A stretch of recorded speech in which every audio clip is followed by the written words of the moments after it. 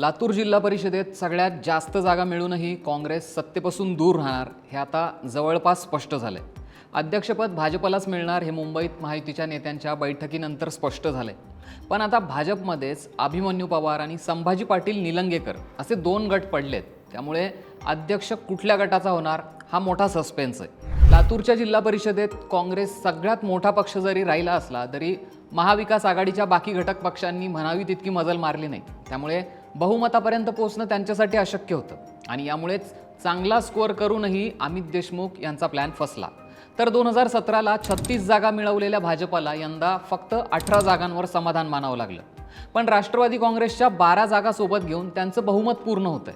येत्या 16 मार्च रोजी जिल्हा परिषद अध्यक्षपदाची निवडणूक होणार आहे। त्या अनुषंगाने पालकमंत्री शिवेंद्रराजे भोसले यांच्या मुंबईतल्या निवासस्थानी सगळ्या नेत्यांची मीटिंग झाली। त्यात लातूर जिल्हा परिषदेवर महायुतीकडून भाजपचा अध्यक्ष होणार यावर शिक्कामोर्तब करण्यात आलं, तर उपाध्यक्षपद हे राष्ट्रवादीला मिळणार असल्याचंही स्पष्ट झालं। तसं पाहायला गेलं तर सत्तेची गोल्डन की ही राष्ट्रवादीकडे आहे, पण अध्यक्षपदासाठी आवश्यक सर्वसाधारण महिला उमेदवारच राष्ट्रवादीकडे नसल्यानं त्यांना उपाध्यक्षपदावरच समाधान मानावं लागणार आहे। लातूरच्या झेडपीमध्ये भाजपच्या 18, अजित पवार गटाच्या 12 आणि काँग्रेसच्या 23, ठाकरे गट, शिंदे गट, शरद पवार गट आणि मनसेच्या प्रत्येकी एक जागा निवडून आल्या होत्या, तर बहुमताचा आकडा हा 30चा आहे।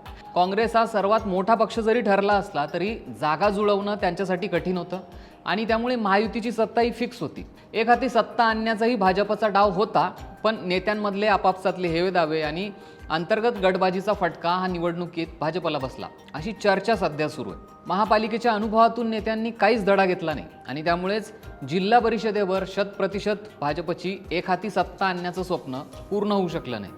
तरीही 18 जागा जिंकून भाजप महायुतीतला सगळ्यात मोठा पक्ष ठरलाय, त्यामुळे साहजिकच जिल्हा परिषदेच्या अध्यक्षपदावर भाजपने आपला दावा सांगितला होता। मुंबईत महायुतीतले सर्वपक्षीय नेते, सदस्य आणि पालकमंत्री शिवेंद्रराजे भोसले यांच्यात झालेल्या बैठकीत अध्यक्षपदाचा उमेदवारही ठरला असं बोललं जातंय, पण तो उमेदवार संभाजी पाटील निलंगेकर यांच्या गटातला की अभिमन्यू पवार यांच्या गटातला आहे हे मात्र अजून क्लिअर नाहीये।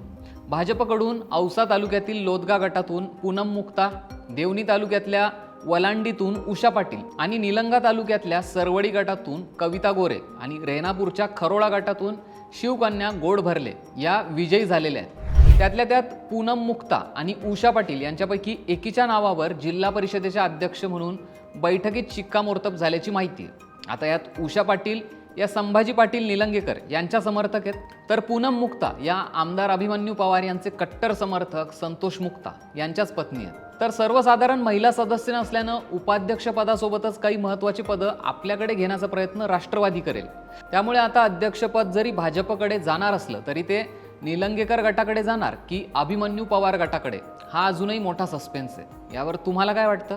कुठल्या गटाकडे अध्यक्षपद जाण्याची जास्त शक्यता आहे? आम्हाला कमेंट करून नक्की सांगा आणि असेच व्हिडिओ पाहण्यासाठी सरकारनामाला सबस्क्राईब करायला विसरू नका।